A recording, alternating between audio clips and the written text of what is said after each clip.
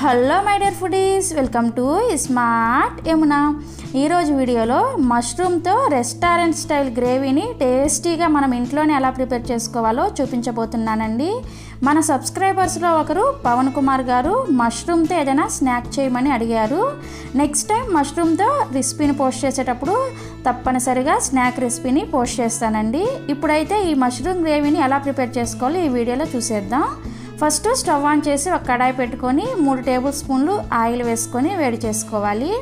Oil వేడైన తర్వాత ఒక పెద్ద ఉల్లిపాయని పెద్ద ముక్కలుగా కట్ చేసుకొని యాడ్ చేసుకోవాలి. ఇందులోనే 2 ఇంచుల అల్లం అలాగే ఒక పెద్ద వెల్లుల్లిపాయని తొక్క తీసేసి యాడ్ చేసుకోండి. ఇప్పుడు వీటిని మీడియం ఫ్లేమ్ మీద చక్కగా ఫ్రై చేసుకోవాలి. ఫస్ట్ ఈ ఉల్లిపాయ కొద్దిగా ట్రాన్స్పరెంట్గా మారే వరకు ఫ్రై చేసుకోండి. చూడండి, ఈ విధంగా ట్రాన్స్పరెంట్గా అయిన తర్వాత 2 మీడియం సైజ్ టమోటాలని పైన తొడమలు తీసేసి ఇందులోకి యాడ్ చేసేసుకోవాలి.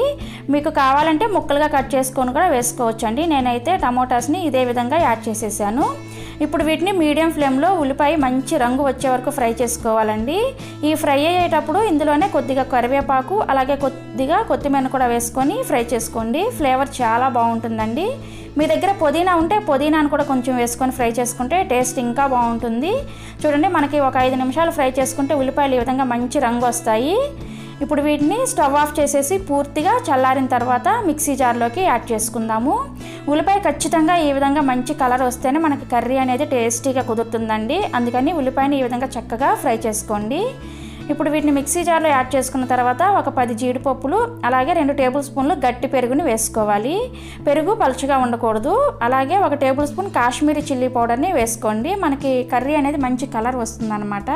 అలాగే 1 టేబుల్ స్పూన్ ధనియాల పొడి, 1/2 టీ స్పూన్ పసుపు, రుచికి సరిపడా సాల్ట్ లేదంటే ఒక 1/2 టీ స్పూన్ గరం మసాలా, ఇవన్నీ వేసుకొని మూత పెట్టేసి గ్రైండ్ చేసుకోవాలి. ఫస్ట్ వాటర్ ఏమీ వేయకుండా గ్రైండ్ చేసుకోండి. ఈ విధంగా గ్రైండ్ చేసుకున్న తర్వాత ఇప్పుడు కొద్దిగా వాటర్ని వేసుకొని మనం ఈ విధంగా పేస్ట్ని ప్రిపేర్ చేసుకోవాలి. చూడండి, ఇలా ప్రిపేర్ చేసుకొని పక్కన పెట్టుకొని ఇప్పుడు అదే ఆయిల్లోకి 1 ఇంచు దాల్చిన చెక్క, 2 యాలకులు, 1 టీ స్పూన్ సోంపుని వేసుకొని వీటిని కొద్దిగా ఫ్రై చేసుకోవాలి. వీటిని మాడకుండా మంటని మీడియం ఫ్లేమ్లో పెట్టుకొని ఫ్రై చేసుకోండి. ఇవి కొద్దిగా ఫ్రై అయిన తర్వాత మనం ముందుగా గ్రైండ్ చేసుకున్న పేస్ట్ని ఇందులోకి యాడ్ చేసేసుకోవాలి.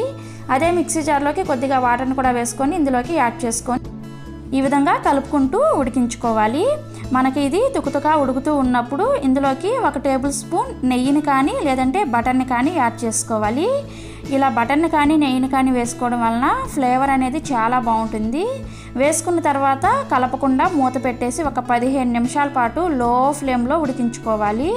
మధ్యలో కలుపుకుంటూ ఉడికించుకున్నారంటే మనకి చూడండి ఈ విధంగా మనకి బటర్ వేసాం కదా, ఆ బటరు ఆయిల్ పైకి తేలి ఈ విధంగా ఉడికి ఉంటుంది. ఈ విధంగా ఆయిల్ సపరేట్ అయిన తర్వాత ఒకసారి బాగా కలుపుకొని నేను ఇక్కడ 250 గ్రాముల మష్రూమ్ని తీసుకొని శుభ్రంగా వాష్ చేసుకొని ముక్కలుగా కట్ చేసి పెట్టుకున్నాను. ఈ మష్రూమ్స్ని ఇందులోకి యాడ్ చేసేసుకుందాము. యాడ్ చేసుకున్న తర్వాత ఒకసారి బాగా కలుపుకోవాలి.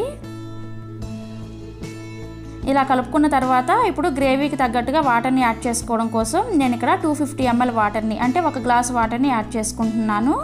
మీరు మీ గ్రేవీ కన్సిస్టెన్సీకి తగ్గట్టుగా వాటర్ని యాడ్ చేసుకోవచ్చు.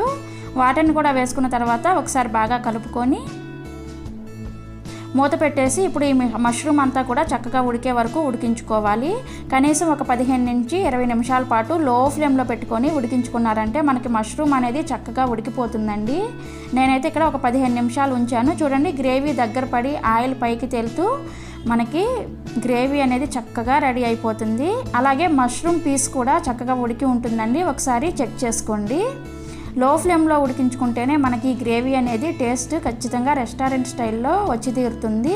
చూడండి, మష్రూమ్ ఇలా ఉడికిన తర్వాత చివరిగా సన్నగా తరిగిన కొత్తిమీరను కూడా కొద్దిగా యాడ్ చేసుకొని ఒకసారి బాగా మిక్స్ చేసుకొని స్టవ్ ఆఫ్ చేసుకొని వేడిగా రోటీలో కానీ లేదంటే పుల్కా, చపాతి ఇలా వేటితో తీసుకున్నా సరే టేస్ట్ అయితే చాలా అంటే చాలా బాగుంటుందండి.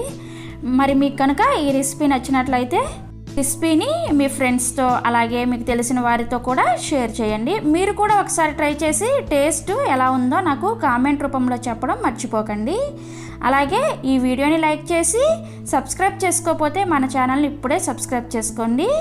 ఇలా సబ్స్క్రైబ్ చేసుకోవడం వల్ల నేను ఏ రెసిపీ పోస్ట్ చేసినా సరే ముందుగా మీరే చూసేయచ్చు. అలాగే మీకు ఏ రెసిపీ కావాలో నాకు కమెంట్ రూపంలో అడిగితే నేను తప్పకుండా పోస్ట్ చేయడానికి ట్రై చేస్తాను. Thank you for watching. Bye bye.